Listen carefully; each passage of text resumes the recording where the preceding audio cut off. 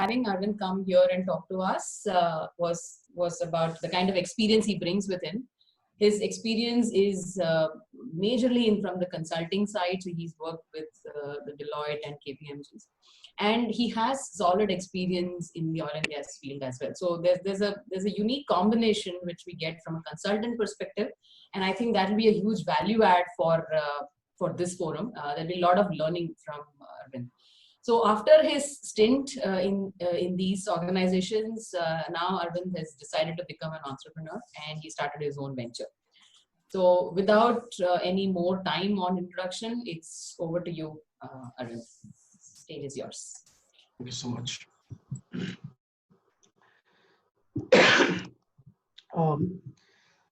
Thank you, HR Milestone team.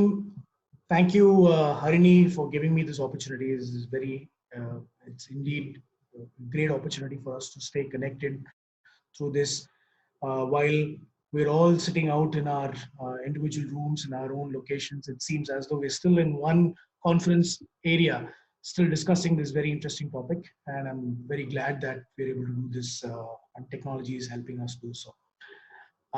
This is a very interesting topic given the fact that I've been a workforce planning and organization design enthusiast myself.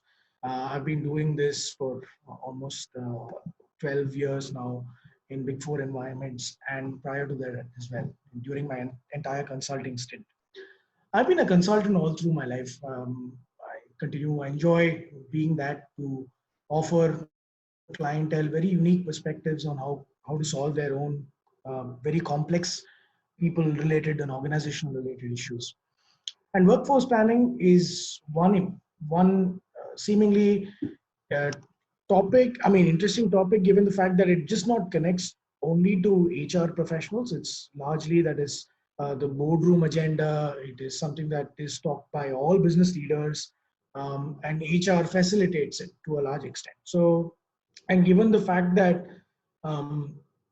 COVID is forcing many institutions to sort of look at how to prepare the organization for the future, workforce planning is one very important area which keeps the focus on organizational effectiveness. And that's exactly what I wanted to cover today.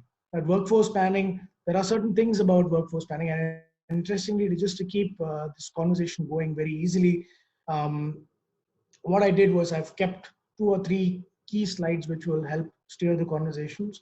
And I'm going to be looking to share a lot more experiences basis what we will have as questions.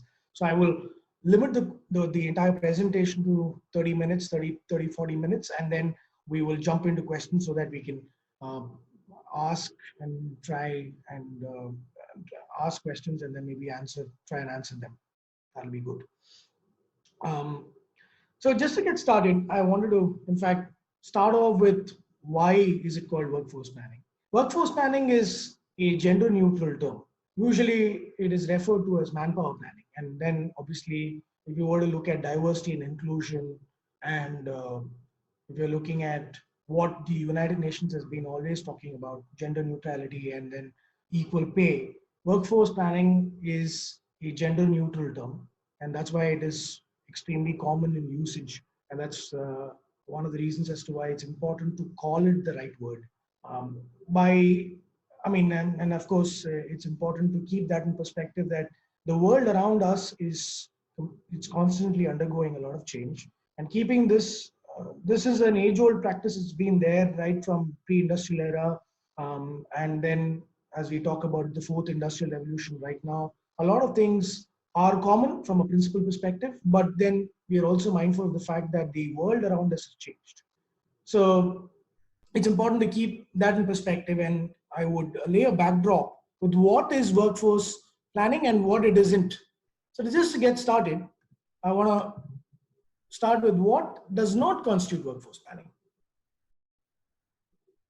So usually what happens is, and if you can see this presentation, you can see that what is usually stressed upon in workforce planning is workload assessment.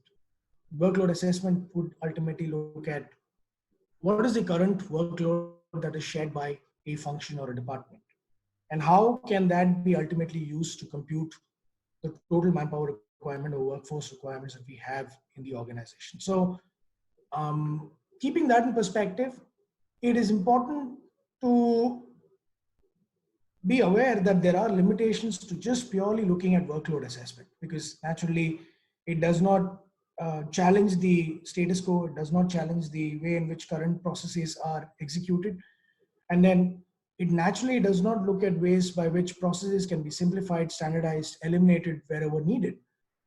And workforce planning usually is a factor of workload, and workload is taken with the existing set of processes and structure. This is not the way to usually look at workforce planning. Usually, if you were to look at 2020 and beyond, workload assessments need to be definitely, sorry, I need to change that word. I was just typing it down. Competency levels need to be need to have a very strong assessment before we look at workload assessments. It can't be without competency assessments or without being aware of the limitations that it presents. So that's the first point. If anybody just tells you that workforce planning is all about cost optimization, I think we need to definitely challenge that. Workforce planning is essentially about driving business strategy into action and ultimately aim to lead to organizational effectiveness and not just mere cost optimization. So ultimately, when you're looking at the size and shape of the organization and the balance that one needs to strike to keep business interests in mind, how can we structure the key decisions that KPIs, ultimately KRAs and KPIs aim to achieve, and the kind of people that we will need in the organization, how does it all align itself? And that's a very crucial question to ask. And hence, business strategy and organizational effectiveness is far more important than mere cost optimization. What also happens is that usually there is no shared understanding of what are roles that are critical in an organization. This is a huge challenge. Many institutions always believe that they hire the compensation. We always believe that these roles are entirely critical. May be completely incorrect. Our ideas may be flawed. It's important to be mindful of the fact that talent supply and organizational investments and the roles impact on the vision of the organization are the key factors that should ideally drive workforce planning. If you have similar skills, for instance, and if you're trying to decide compensation for a particular role, the factor of how favorable is talent supply in the marketplace determines decisions, whether it's going to be a buy decision or a build decision, build model or a buy model. So ultimately, it's important to be mindful of the fact that role criticality is far more important, and that is a factor of how important is the roles impact on the vision and how favorable it is from a talent supply standpoint. And those are factors to be very clearly building into your workforce planning model when you're going to be executing it.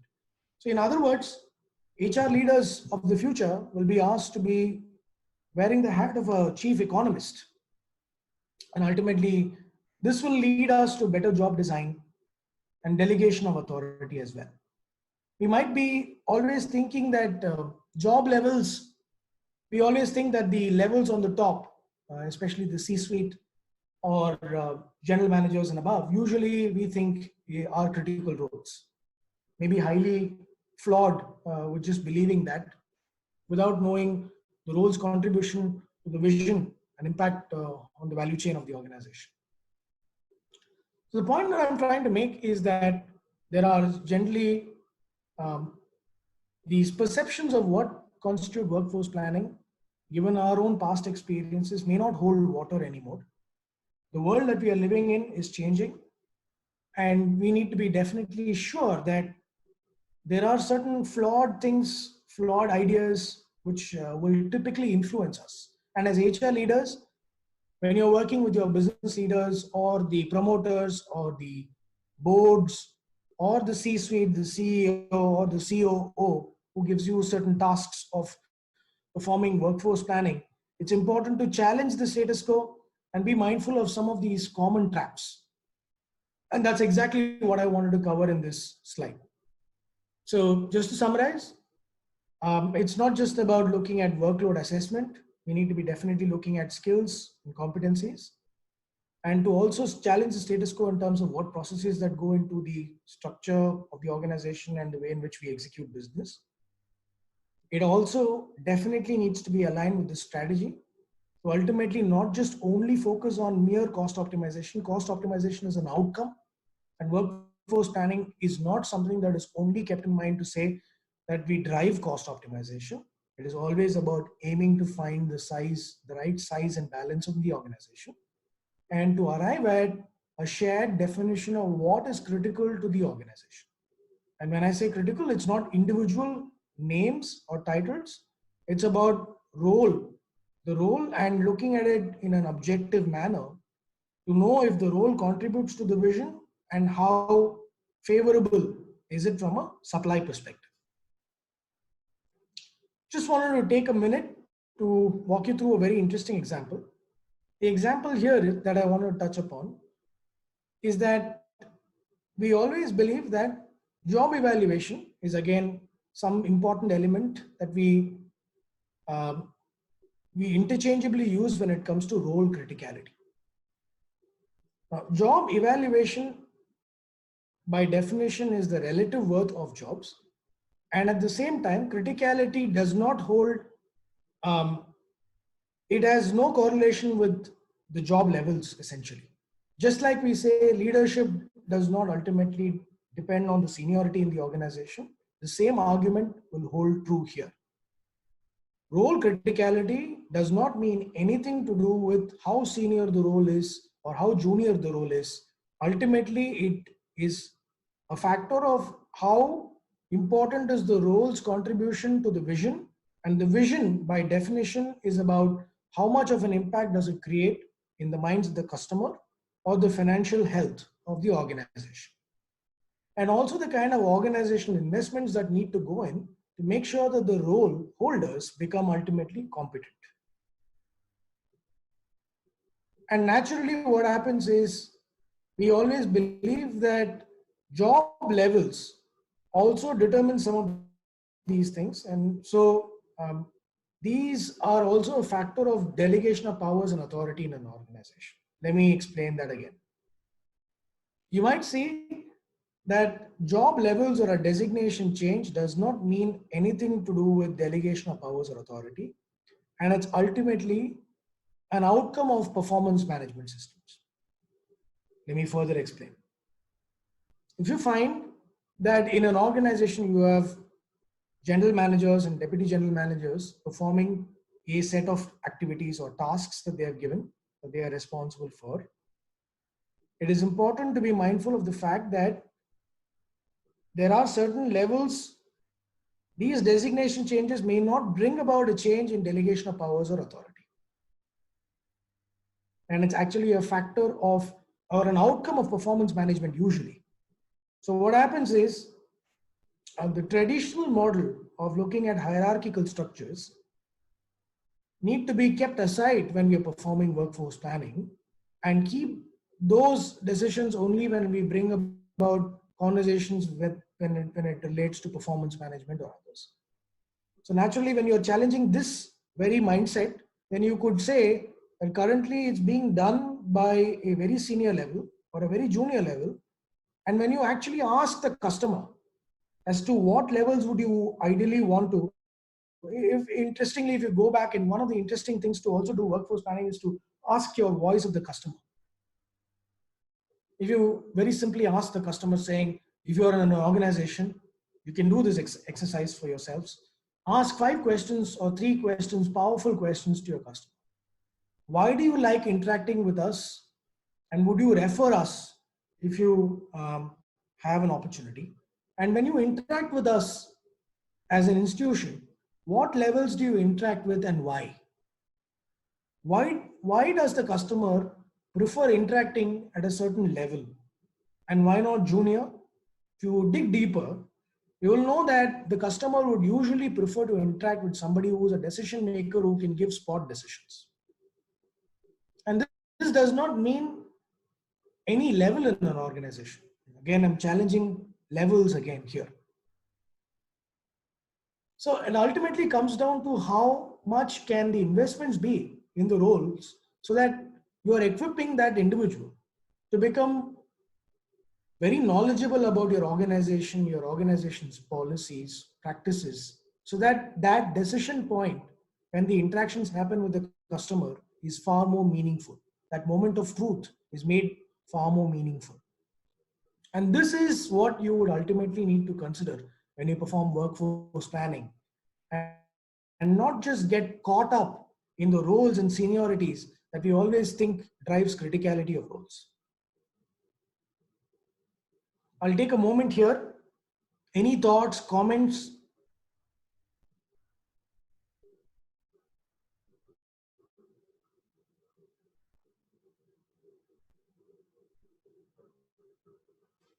Assuming that we will maybe reserve our questions to the end of the discussion, I will move on quickly so that we can cover a lot of ground.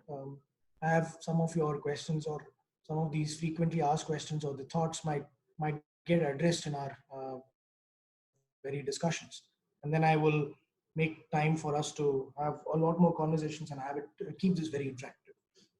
So we've seen what is workforce planning not essentially, and that's one of the main objectives of setting this backdrop.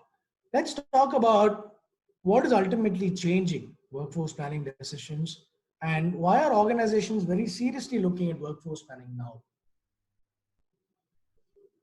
Of course, the world around us is definitely changing. In 2020, very unfortunate events around us, and naturally this is forcing many institutions to rethink the way in which operating models are recast today. And can that ultimately get, when it gets recast, what implications does it have on structure and the kind of people that we will need in the organization? So naturally, when you're looking at this in context, you would see the business case for workforce planning are these essentially. We're ultimately looking to drive organizational efficiencies. And like I said, it's not about cost optimization. It ultimately needs to help the organization provide trust on under-evolved areas. For instance, if you feel that the organization is ill prepared to tackle the new ways of doing business in 2020 and beyond, it is important to keep in mind that when we look at recasting the structure and the way in which we would look at to drive decisions through performance management, and ultimately when we know how many people need to come together to take those decisions, we will ultimately drive the workforce plan. So you're essentially looking to drive the structure, size, and shape of the organization. When you're looking at these three dimensions, it's important to be mindful of the fact that there could be opportunities for you to redeploy your workforce, reskill them, and recast the organization structure wherever possible. Thereby, what are we looking to do? We're looking to drive areas which will benefit the organization in the long run and explore ways or avenues by which the business interests are kept in mind as opposed to building the structure around people. This is a fundamental flaw in workforce planning or organization redesign that we all as HR practitioners need to be mindful of. And we often build structure around people. You know, you look at the way in which, say, maybe the purchasing department, for instance, may have a purchasing head, but then you may not have a contracts head. So you might ultimately decide that the contracts and purchasing teams need to sit together. And somebody who has been with you for 30 years in the organization, ever since the inception of the organization, structure is usually built around that individual, as opposed to seeing what are the needs of the businesses. Is the business ultimately focusing on long-term contracts spread across geographies? And would that necessarily mean that we strengthen contracting, or do we need a stronger buyer team? So ultimately, what we need to be looking at is how important is the business case for change or the strategy led decisions as opposed to people-led decisions. With this, we'll also see what the business case for workforce planning is ultimately.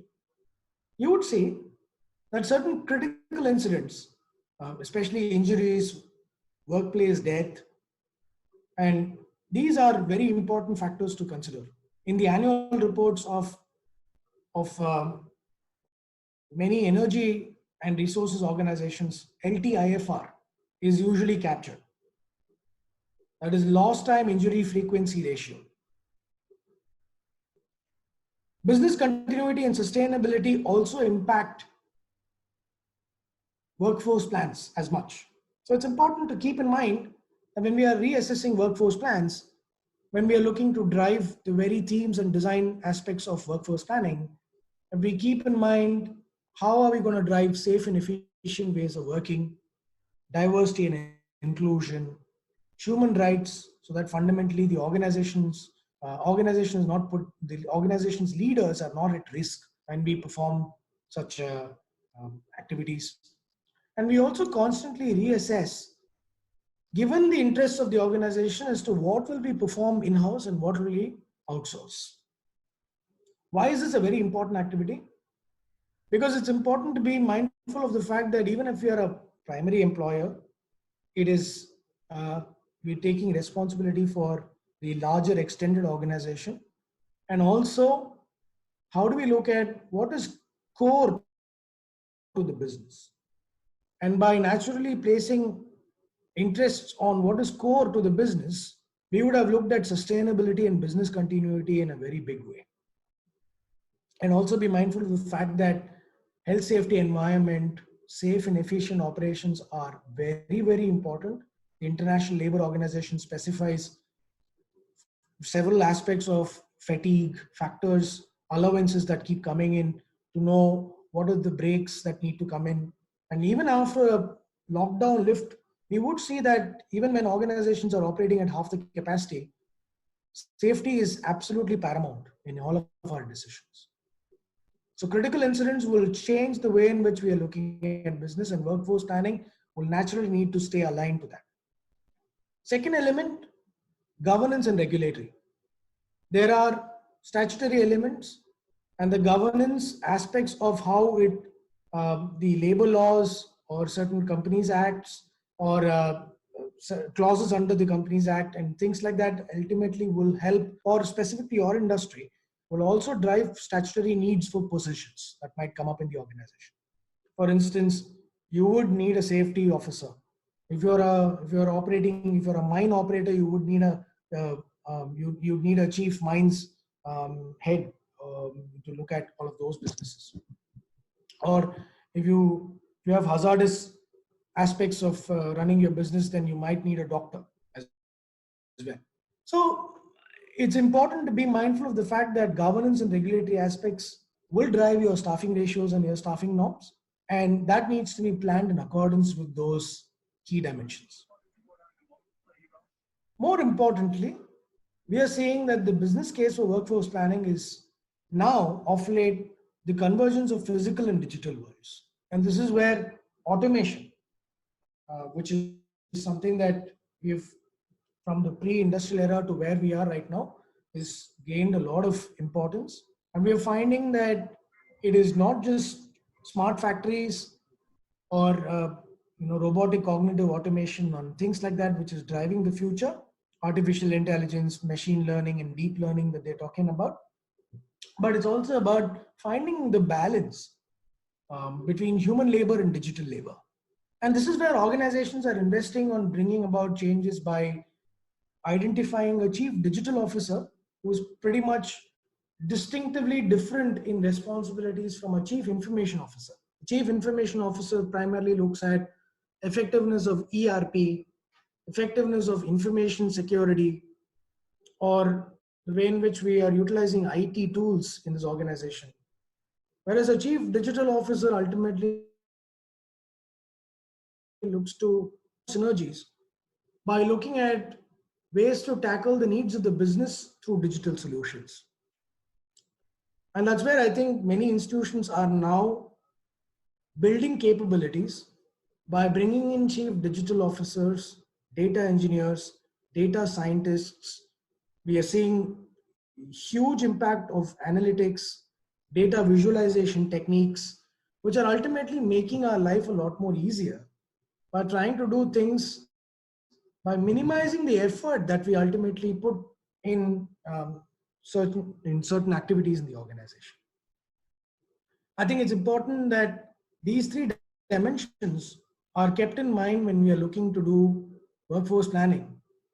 And ultimately, when we see that there is a convergence of digital worlds and digital and physical worlds, it's ultimately to see where can um, machines and intelligent work and smart devices can help reduce human effort and also bring about reducing the the any safety related issues or putting human lives at risk, and that's closely related to critical instincts. A beautiful example is how, in the energy business and in many manufacturing institutions, we're finding um, RFID, for instance. We're finding how do we ensure the health of crew members in the maintenance crew, for instance, or to even potentially identify if the employee is in a safe zone or an unsafe zone within the factory.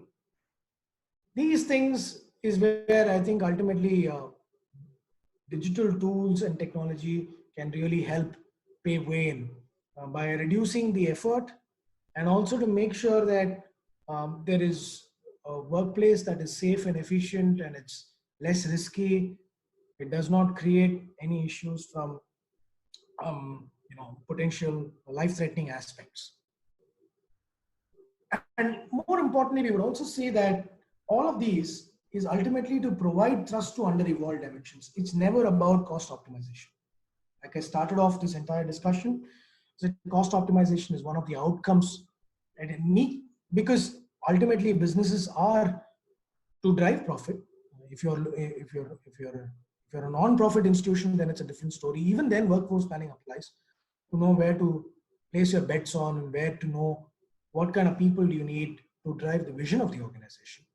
But ultimately, if you are a business and business outcomes, and if you're looking to drive shareholder value, organizational effectiveness is far more important when we are looking to drive workforce planning strategies, and to ultimately look to keep in mind that safety, inclusion, because ultimately, if you're looking at these elements, then you're bringing in a good mix of diverse thinking, which can collectively work together to solve problems.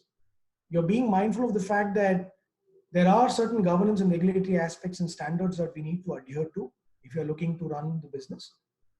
And also the way in which the world around us is changing, where we can exploit technology to work in favor to reduce human effort and reduce errors.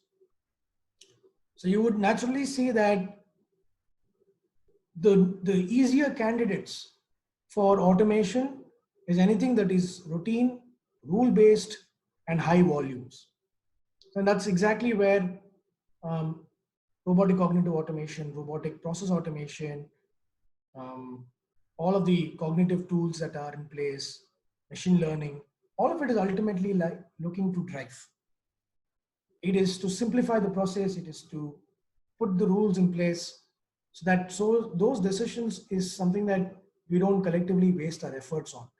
For instance, a simple automation of MIS can help organizations save a lot of time than to look at reactively looking at analyzing MIS data, which is usually the case.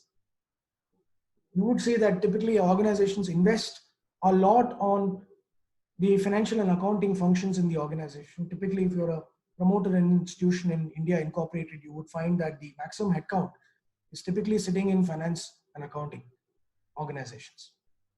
And within that, you would say that uh, a lot of effort goes in analyzing data, producing MIS reports, which is typically, in my opinion, very reactive.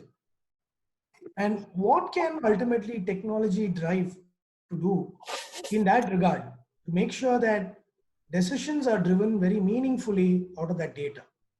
When we are not wasting our time in analysis, which is something that is post-mortem, but to drive hypothesis, to drive to say, what could a new scenario look like? And those are something that we need to be mindful of as we look to do workforce planning in 2020 and beyond. And coming to the last slide, and I think we will pause here after this, and we will, I'm really ahead of time, maybe we'll take a lot more, we can deep dive into some of these questions, and after that I will stop the presentation. So some of the transformation levers that are available to us when you're looking to do workforce planning is organization structure. When we're looking at organization structure and operating models, first thing is to see how can we exploit digital solutions. Digital solutions, like we talked about, can help free up bandwidth.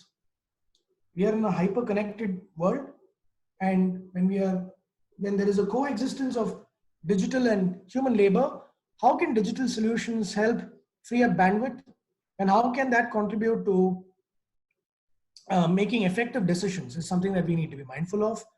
Wherever possible, if we can automate using the right tools to free up work and to release bandwidth, it'll naturally, when you're looking to do that, then the activities, the shift in activities or the thinking will happen naturally, and it will gravitate towards what is core to achieving the vision of the organization, as opposed to doing activities that are blindly done because historically we did so. Especially in a time where we are increasingly relying on technology communication tools, primarily webinars and Zoom conferences and things like that. Work from home has become the norm, and if you're looking to do that, the answer cannot lie in doing all the 10 activities that we did earlier, pre-COVID era, and assuming that we will all be able to still remotely handle the entire workload straight away. I think it's time for us to challenge what we collectively do as an organization and to be mindful of what can ultimately free up bandwidth. This is what I mean by digital. The reason as to why I put digital is that everybody is talking about accelerated usage of digital tools, which can help transform our organizations. And I think digital definitely has its own merits and demerits, but it's about finding the balance here. The second important activity is to exploit technology. When I say technology, here is ERP. ERP ultimately, or investments that we would have collectively made in the organization with ERP tools, while it has been in existence for nearly 3 to 4 decades around the world, it is still not reached its right state of maturity in any institution, regardless of which geography it is or which industry it is. I think this should ultimately change. And where can technology be leveraged further to drive process efficiencies? This should be the ultimate goal, so that we collectively do not waste time in duplicating efforts wherever we are currently involved in. Because this could be a huge opportunity. If we see that there could be ready-made tools that can help simplify the process or eliminate certain processes which are redundant, or to bring about greater decision making by having one version of truth. Usually many institutions have ERP investments that they would have already made, but if you go and dig deeper, you would see that 5 other Excel sheets are maintained to represent the same data. So what happens? There is no one version of truth, and ERP usually gets compromised. And we ultimately ask to say, is this ERP one version of truth? And people begin to explain saying, hey, no, this is not the way, because ERP has been in existence for a while, but we have never adopted it. And ultimately, one day before the audit, we stay up in office late and to try and upload data so that when people come up to ask questions around, is data fed into the audit, and we actually try and show that ERP is effective. That isn't the way to approach ERP.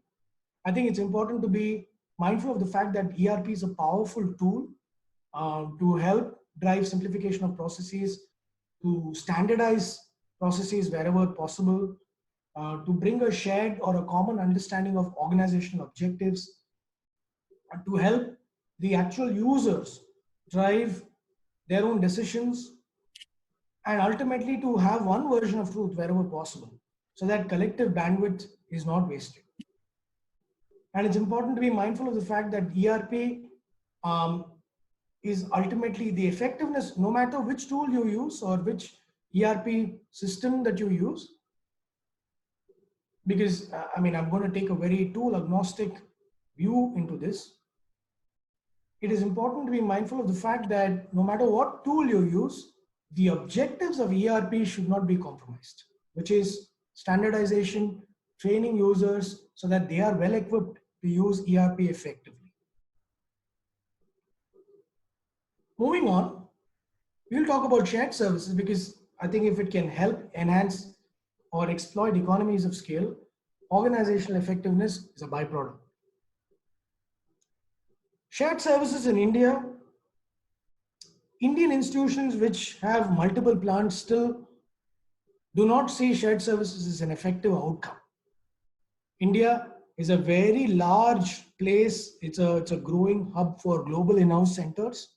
And this could very well be a game changer if institutions start to think about shared services for your own institute, for your own organization, wherever possible, and primarily to look at procurement, finance, HR, IT, and some of these enabling functions that can be cast within the realms of shared services to drive standardization, reducing the transactional burden by in the decentralized units to centralize it wherever possible by having one standardized approach, and to ruthlessly monitor effectiveness by placing technology or simplifying those aspects to improve turnaround time.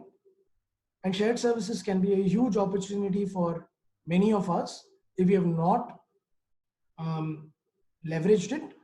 And if you're a global institution, it's even more better because you could still look to centralize your global processes, your global operations for these dimensions by centralizing it in a very big way. And shared services can help achieve that.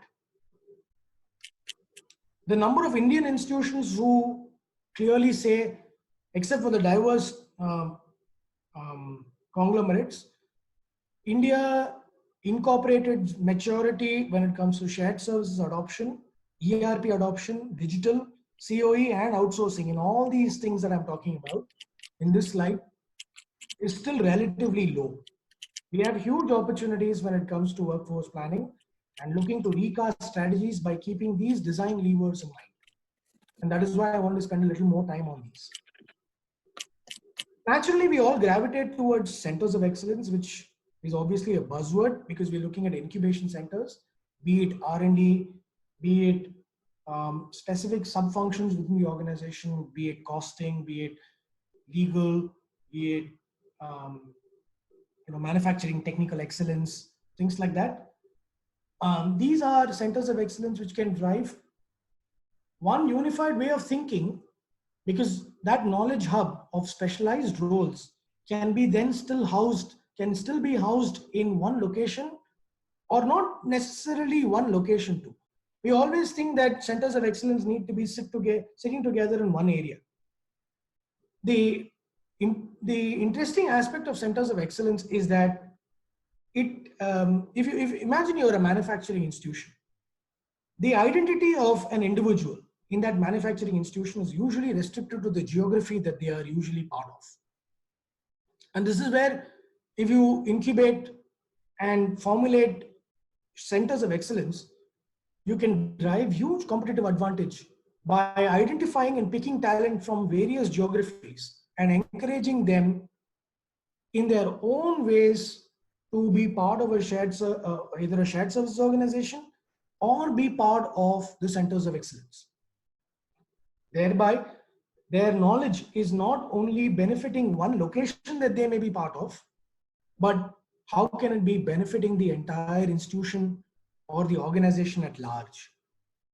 Take for instance, if you have somebody who is extremely well versed in setting up engineering standards and who can drive maintenance standards like nobody else's business in one geography, in one location, in one plant operation.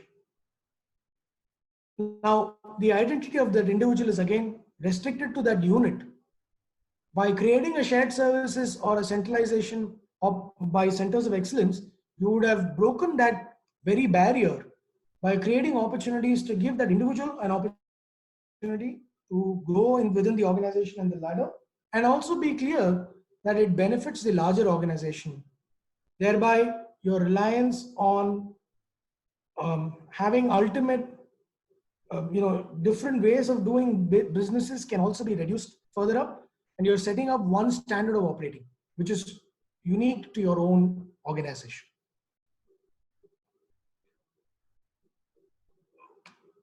Time and again, given all our experiences, outsourcing and in-housing is a big debate in itself. And many institutions still believe saying, why do we need to do it? Because the relative maturity of outsourcing vendors isn't really strong.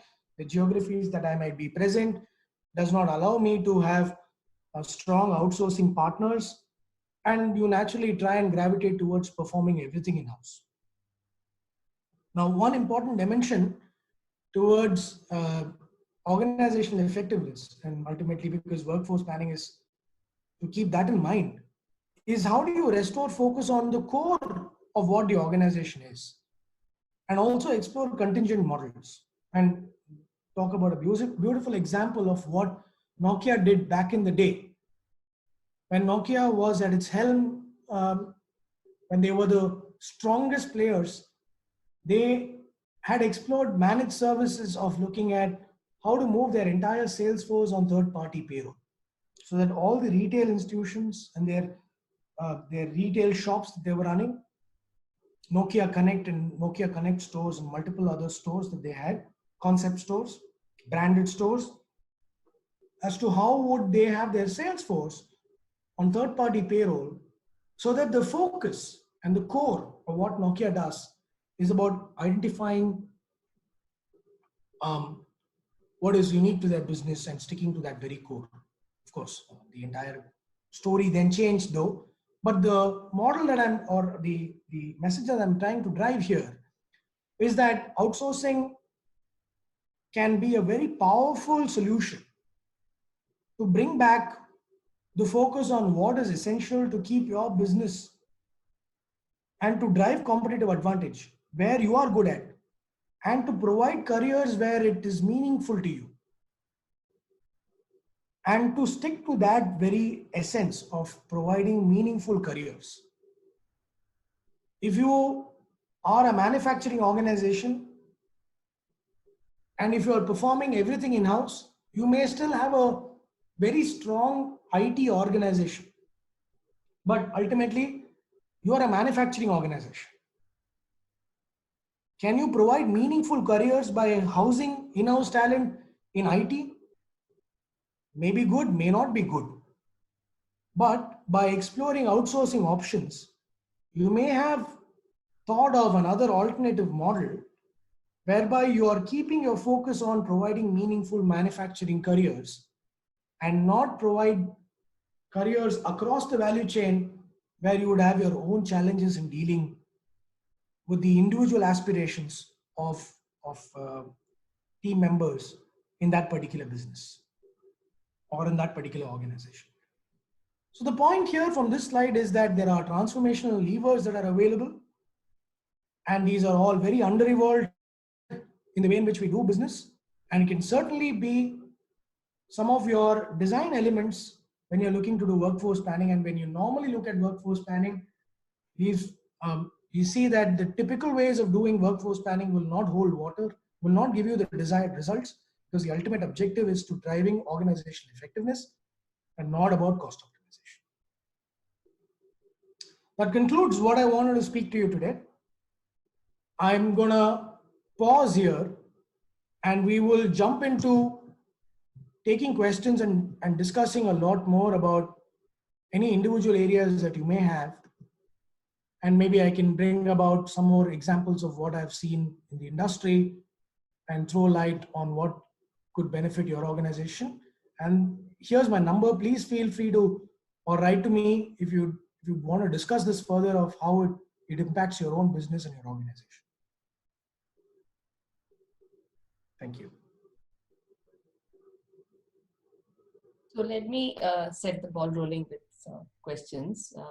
So Arvind, I know that you have a lot of solid experience in the oil and gas space, project management, etc. So I was wondering, especially when there is a lot of uncertainty in projects coming up in the pipeline and all of that, there's always this demand supply struggle that keeps happening. Sure. And workforce planning becomes a challenge. So are there any top of the mind tips that you can give for organizations, I mean, especially for the HR folks, to be able to support in workforce planning, especially when there's uncertainty of project pipeline? Sure. I'm going to reflect on what my experiences was when I did workforce planning during the recessionary year.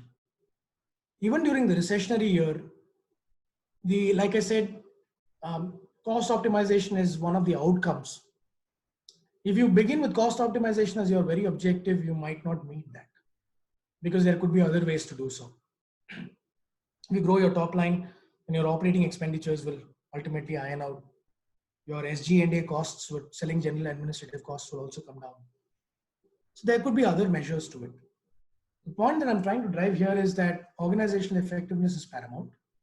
And reflecting on my experiences of having done this during recessionary times, I think I would ultimately look to focus on 2 or 3 key areas. And those are like this. I'm gonna maybe reflect on the very first slide that I talked about, because there could be some answers here as well. So one is, where are opportunities for us to simplify? And if you see the column in the middle, key considerations, this one, it ultimately drives some answers. Where can we ultimately look to simplify and reduce workload? Could be one of the answers. Because what we usually assume is that if we have, say, a dozen people to perform activities in a particular function, we often undermine that this goes with the assumption that we need certain skill levels to perform those activities. If we naturally improve the skill levels, then the time taken or the effectiveness of performing those activities can be dealt with in a very different way. And where else can technology play a very important role or a vital role in reducing those efforts? Could be one aspect to look at. Number 2, how clearly are the activities that we perform today collectively as an institution? To what extent does it meet the needs of the business? And are we carefully reconsidering ways to recast organization structure? That's a very important aspect to consider when it comes to workforce planning. Because you might say that as your order book size shrinks, or there are huge cost pressures, especially in oil and gas, when you have futures, it hit 0 and now we are at $30. And so naturally it places a lot of pressure on institutions to optimize processes and things like that. Ultimately, it's important to be mindful of what ultimately drives strategy, and where can there be options to recast certain functions that align itself to achieving that very strategic objectives that we have laid out. Because those strategic objectives have gotten challenged now in as we speak. And what bearing does that have on achieving business results? And naturally, if you were to look at it, what impact does it have on the kind of skills that we need in the organization? Where could we look to redeploy? What are we performing in-house that we could look to outsource? Those ultimately can get addressed if we look at what is the very business strategy that we are looking to drive. And thereby, if we keep this as our first objective, how can structure decisions that we collectively need to take and the kind of people that we need in the organization, how can all those three align itself to business strategy? So answer is, in simple words, is to focus on strategy and challenge status quo wherever needed. Absolutely. That's a very helpful tip because it's not really only about cost cutting, it's about cost Exactly. optimization. Yeah. So in other words, we talk about redefining roles when an organization is getting restructured as part of an OD initiative. So all this constitutes part of the workforce planning. That's awesome. So does anybody else have any questions? Yeah, we have a question from Gargi. Gargi, would you like to voice your question? Okay, so I saw, hi, my question is, how can we do workforce planning for sectors like real estate, where attrition is quite high? Yeah. Plus, with the uncertainty of market and current situation, where organization would look results from day one, where should be workforce planning priorities? Is that what it is? So ultimately, Yes. I yeah. just one request. Now that we would like to see if people would like to turn on their videos. Stop sharing your screen and let's move to the Yes. speaker, and then we can take your answer. How do I do that? Just stop Yeah, sharing. stop sharing. It will move to the speaker. Yes, yeah, that's good. So people can turn on their videos if required. Yeah. So now you can proceed with your answer. Yeah. So real estate is a big challenge, definitely. Naturally, it can't be something that we look to see if there is one size that fits all. There were very clear staffing ratios, keeping in mind if you're a developer or you're a key player in real estate, depends on where you are in the value chain, essentially.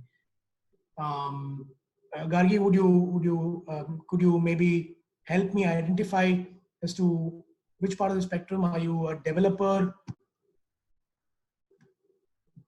Hi, my name is Gayatri, and Yes. I actually belong to the real estate industry. This question is coming from various developers as well as various brokerage firms. Actually, the problem is here, any which ways, the attrition rate is quite high. And to be very honest, most of the organization work on specific market, to work on specific projects, right? And they expect result from day one in terms of sales. Now, what should be the planning in terms of how we can make sure that we're getting the maximum output from the people who are engaged in the business, and what should be their role in terms of self dependency, so that they get the maximum motivation and can work, because any which ways attrition rate is very high. To make them stay in the organization and to make them work. Yeah. Got your point. Let me, for simplicity's sake, address it in this way. But you're trying to primarily ask a question saying, if my industry faces tremendous attrition, how do I perform workforce planning? Is that right? Okay. Is that a fair assessment, Gargi? That's correct. That's correct. Yeah. So one important point that I was talking about in workforce planning is about assessment of your talent landscape. It's very important to know, is your workforce talent supply favorable or not favorable? That's a very important consideration to know.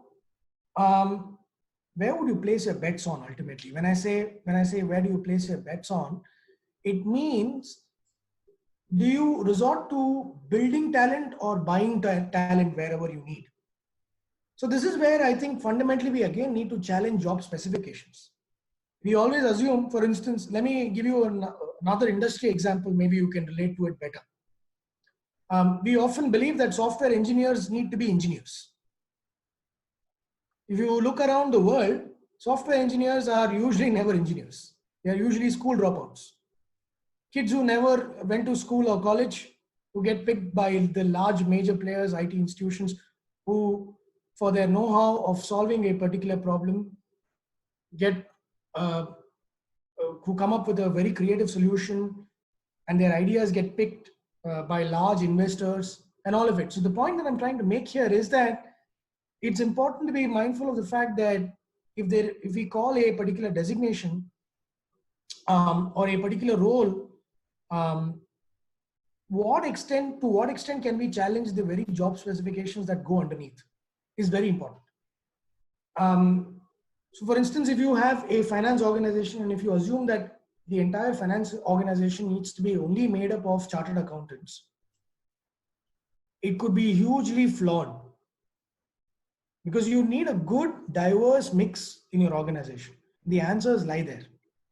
So it's important to know where you're attracting talent from, where you're losing talent to, the kind of people that you would need to invest in to drive the future of your organization, and to ultimately keep that in mind to be sure that if you have certain strategies, you can bring about changes by exploring ways by which you can challenge that. So many organizations have even done away with a base criteria to say you need to be a minimum MBA these days. Absolutely. So you think that I need to work on not only about job description, but then multitasking and preparing them for the next role as well will work. Exactly. So there are very interesting examples of how organizations have done this. They build models, they build their workforce as opposed to buying them. If you're going to be relying on buying your workforce, then the costs will not be favorable. It is not a sustainable model, definitely not. So you would need to resort to ways by which you would, and that's where I think somebody else was also asking, saying, are we looking at other strategies? Can we look at gig working and other part-time employment? If we think that there is only one size that fits all when it comes to doing workforce planning, we may be thoroughly mistaken. We have completely shunned away from exploring other avenues of attracting talent. Because if you're thinking you're going to be doing everything in-house and there is only one size that fits all, and the traditional models of doing certain specific activities of the function by having a specific designation or a specific educational background or a specific experience may not be still valid in the world that we are living in now. So what you're trying to say is it has to be vertical as well as horizontal. Both lateral movements as well would be equally important. Yeah, so there are, and if you're, let me give you another beautiful example from manufacturing. Many manufacturing organizations, they know if the equipment age is growing up in the organization, if the industry has not changed much, if the for instance, if the equipment age and life is growing in a certain direction, and there is huge capital outlay that needs to be put in place to change your equipment, then what happens is the organization needs to make significant investments in hiring maintenance talent. So to counter this, what you can do as an organization is to rotate the workforce between operations and maintenance.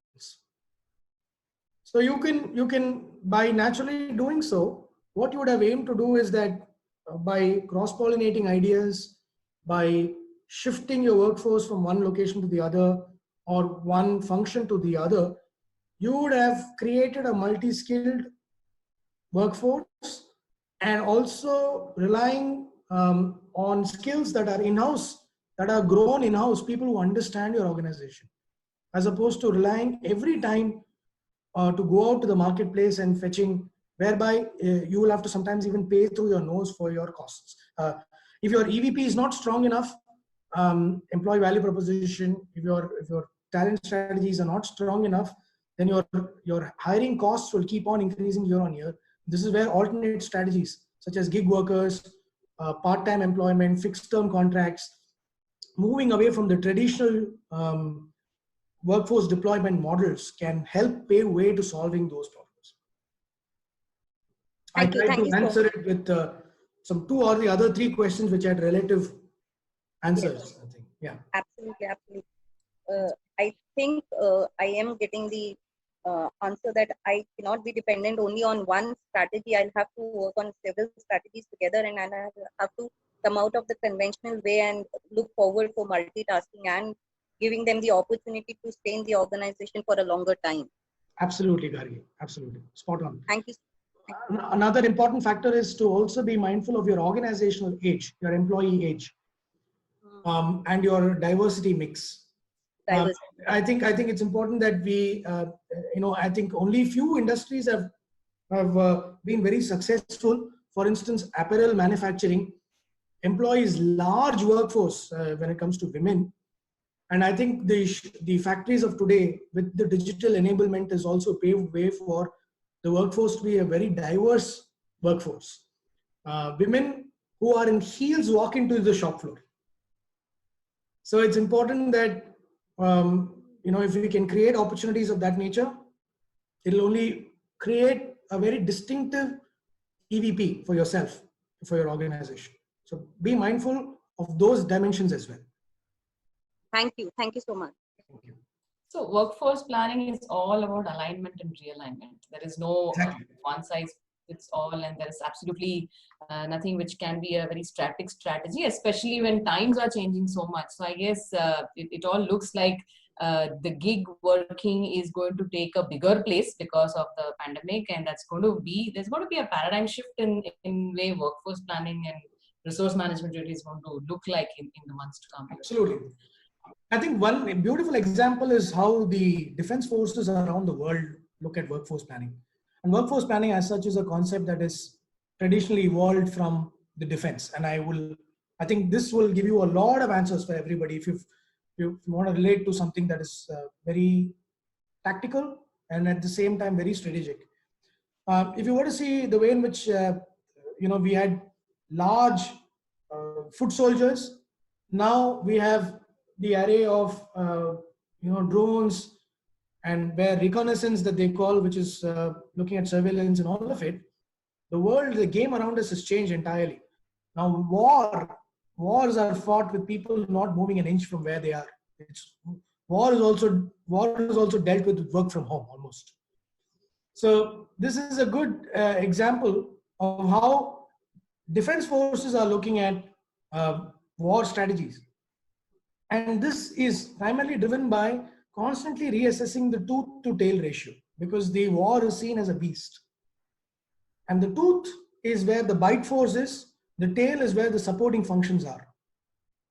And the ratio of how these two forces work together, and this is a defense term essentially. And I think it's important to be mindful. It's a beautiful example because I think if we can relate to this of how the front office and the back office needs to work together to deliver results. If that can be kept in mind, you would have done a lot of justice to seeing ultimately your objective is clearly to deliver business results in a very meaningful way by making sure that your customers are happy, they're interacting at the right levels, and even if they're interacting with a certain level, how can you enhance decision making at that level? And that's how you flip the story, as opposed to thinking that we need more sales directors in an organization. The same effective sales can happen even at sales executive levels if you're equipping them with the right tools and arming them with the right decisions. So this is what the army is doing. And if you were to see now how the army is recruiting, they are looking at virtual reality and using even gaming consoles to hire resources. They've all gone digital. Absolutely. So I think you've touched upon Aditi's questions. I was wanting to take that as the last question because we have 13 minutes overshot the time. So yeah, so she was wondering whether outsourcing depends on number of employees, revenues, or some other factor. But I think you've touched upon that. It all depends on what's your organization strategy and what's the kind of work that you want, and using the right people for the right things. Sure. Yeah. Only quick comment on Aditi's question. I think it entirely depends on the kind of contracts that you develop with your outsourcing partner. And there could be multiple, so it's just man plus material rate contracts. There are multiple dimensions of it. You could even formulate service level agreements. Now you have outsourcing, which is moved to managed services. And that's that example of what I gave you with Nokia. So they had outsourced it through a third party agency to say, for instance, Aditi, imagine you're outsourcing your entire garbage collection to a third party payroll organization. So if you look at managed services, then you would say tonnage of waste that is collected could be an aspect of how do you formulate a new contract altogether. So now you're seeing that you're not looking at just traditional contracts, but you're looking at rate contracts or you're looking at managed services, which will enhance effectiveness of doing business as opposed to just merely looking at contracts for the sake of outsourcing to reduce costs. One question here is, when the organization is small, let's say 10 to 15 employees, so is it feasible, or is it like if you outsource the garbage collection or any other function of the company, is it appropriate for a small organization of 10 to 15 people with limited funds? Is outsourcing an option that it should take, or okay? Yeah. So the point here, I think very simply, Aditi, is that outsourcing is not to be seen as a factor which can help you in saving costs. Ultimately, the entire decision is just that. I think the purpose of outsourcing is to bring very clearly the strategic focus on the core purpose of your organization. And as long as that meets that objective, or what you would want to drive as effectiveness, the way in which you would define your own organization's effectiveness. So it is not a question of small, big, startup, highly established organization anymore.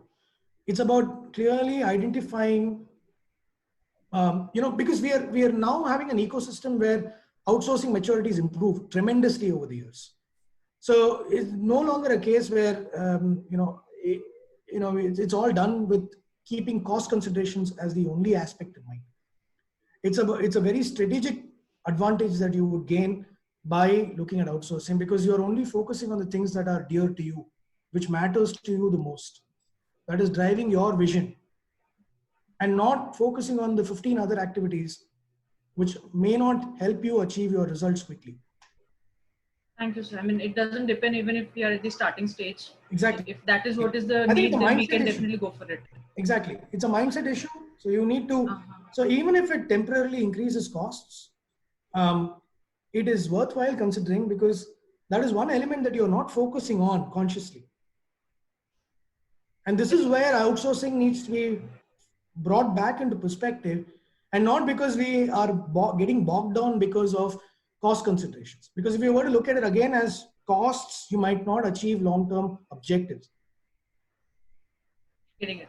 Thank you so much. Thank you. Yeah, so if there are any questions, as Arvind said, anybody can reach out to him, and we can take this conversation ahead one-on-one at any point of time. Arvind is always happy to help. So let's call it a day for today.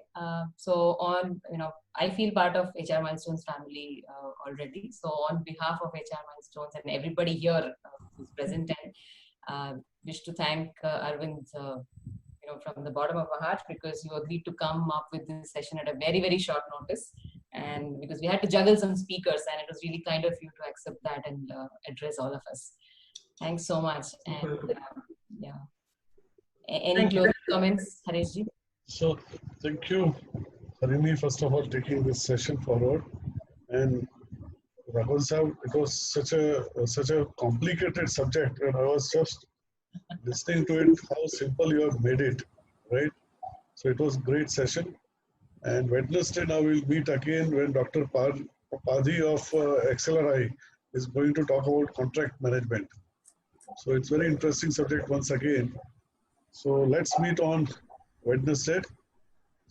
By that time, thank you all. Take care. Thanks, everyone. Stay safe. Thank you very much. Good day. Thank you, sir. Thank you.